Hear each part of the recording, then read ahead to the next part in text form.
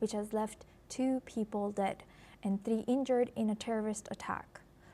Greater Manchester Police has confirmed the identity of the attacker as Jihad al-Shami, a UK citizen of Syrian origin.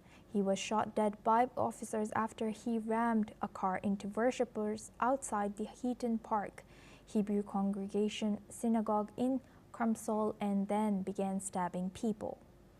Meanwhile, Manchester residents paid tribute to the 2 Jewish victims of the attack. Let's listen in to some of the residents. And then after they loaded up in the cars and drove off, and the minibus drove off, and the police van came in, literally came to the Crescent, they opened the side of the police van, and there must have been about 15 police officers that got out the van and went straight into number 1 Langley Crescent. And I'm thinking, this is not normal. Quite scary, to be truthful. Quite scary indeed, knowing that a terrorist is living under my nose. You know, from here to that address, what is it, 2-minute walk, if that. And to have somebody like that living on my estate is scary, very scary. Has there been any, I mean, I know there's no real indication of this kind of thing usually, but have you ever had any indication of any trouble in that Crescent? No, never. Now we move on. Tensions remain high in Pakistan-occupied Kashmir, where daily life and markets have come to a standstill following days of violent protests over governance and civil rights. The unrest was driven by a region-wide strike led by the Jammu Kashmir Joint Awami Action Committee. Reportedly, thousands have gathered today for the funerals of those killed as community anger deepens. Meanwhile, protest leaders have accused security forces of firing on demonstrators. Let's listen in. Jammu और Kashmir joint अवामी action committee की एक पुरअमन lockdown की call थी, उसके ऊपर तमाम शहरियान मुजफ्फराबाद पुरअमन तरीके से नीलम पुल के ऊपर अपना एहतजाज रिकॉर्ड करा रहे थे, जबकि चंद लोग, चंद सहूलतकार, अदारों के सहूलतकार, अदारों के पे रोल पे अदारों का असला लिए इंतजामिया और पुलिस की मौजूदगी में, FCPC की मौजूदगी में वो वहाँ पे आए और उन्होंने हमारे पंडाल के ऊपर डायरेक्ट फायरिंग की है, जिसके एविडेंस हमारे पास मौजूद हैं। हम उसकी वजह से हमारा एक नौजवान शहीद हो गया, 20 जो है वो डायरेक्ट फायरिंग से जख्मी हो गए। हम किसी भी सूरत इस कत्ल को माफ नहीं करेंगे।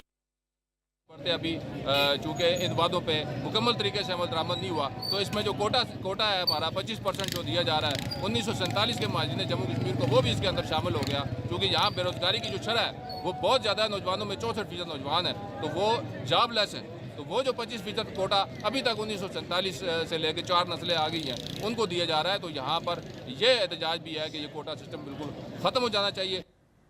With communication services cut across the region, the flow of information remains severely restricted.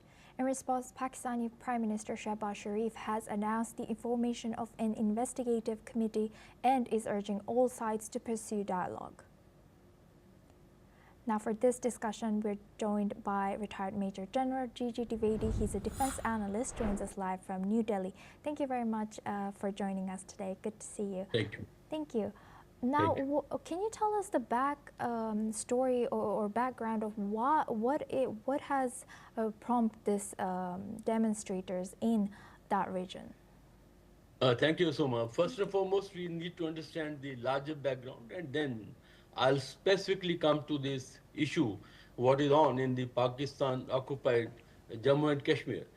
You see, whether you take Pakistan government or you take the military, their record as far as handling the minorities or the minority areas, be it Balochistan, be it Pakistan, Pakistan, Khyber Pakhtunkhwa, or be it the Pakistan-occupied Jammu and Kashmir, there have been consistent human rights violations, exploitation of the regions, and practically no development has taken place. So therefore, this is the larger background of the Pakistani minorities or the minority areas of Pakistan. Now coming to specifically on Pakistan-occupied Jammu and Kashmir, these protests actually haven't started only a few days back. There's a background. Almost 2 years back, there have been demand by the Joint Awami Action Committee that there is need to lower down the electricity bills. They also asked for subsidy, and there's also been resentment against the reservations of about 25% for the people who are from erstwhile, refugees, and there are 12 seats also earmarked for them. So these have been going on. But unfortunately, Pakistan government has taken no concrete action, and at the end of it, the people have lost their patience, and they came on the streets. Basically, it was peaceful protest, but it turned violent because when excessive force was used against the protesters, well, then there have been casualties. About 12 people have been killed, and these protests also spread to Muzaffarabad, to Kotli, and to couple of other places like Rawalakot. Now the situation is that people are actually pent up, they are anguished because force have been used against them, and they were actually protesting very peacefully, and there have been casualties.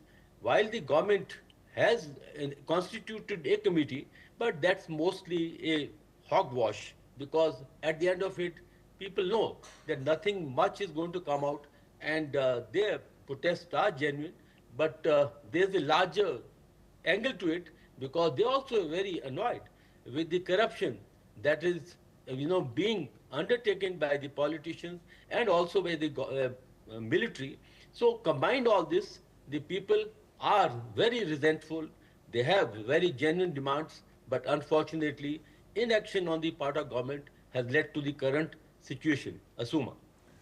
And Major General G.G. Dwivedi, in light of these accusations that security forces opened fire on peaceful protesters, what are the potential legal and political consequences for those responsible? Well, the point is that there will be no concrete action taken against them because, as I said, that Pakistan government or the deep state or the local administration has a very, very hostile attitude toward the locals. And in Pakistan, really, people feel that Pakistan only Punjab state. The other states are given stepmotherly treatment. And I'm quite sure that in this episode also, in this instance also, nothing very much is going to come out. And these issues are going to be as they are. Well, temporarily, there may be the quick band solution or some kind of interim relief, but largely the issues are not going to be addressed because these issues are on for last very many years. So I think that people are used to this human right violation. They are used to the excessive use of force by the law enforcement agencies, and I think this issue will also go into the background and die its natural death because at the end of it, nothing much is going to come out. But the point is that these protests are not going to die down so easily because people are at the tenterhooks and they want certain concrete action, which ironically is not going to come through because that's the attitude of the government toward the minorities and toward the minority inhabited areas. Asuma. With that, I would like to thank Major General G.G. Dwivedi for joining us and sharing